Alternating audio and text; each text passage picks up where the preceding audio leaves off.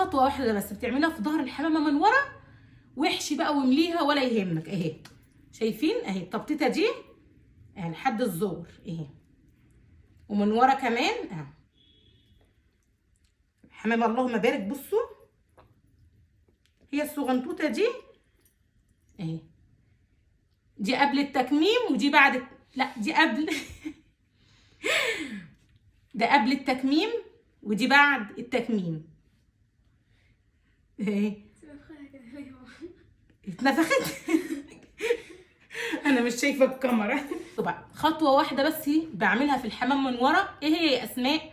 احشي بقى زي ما انت عايزه. الحمامه اهي الظهر بتاعها ده بالخله دي، خله اهي اللي هي الخله بتاعت الطيور او الاسنان، من الظهر نفسه 3-4 غزات كده من الظهر السلسله دي. ليه انا بعمل هنا؟ يعني تنفس للرز كده ما يستوي، تلاقي حاجه تتنفس منها بتقوم ما تطقش من القلب. بس كده معلومه كده على السريع حبيت اقولها لكم.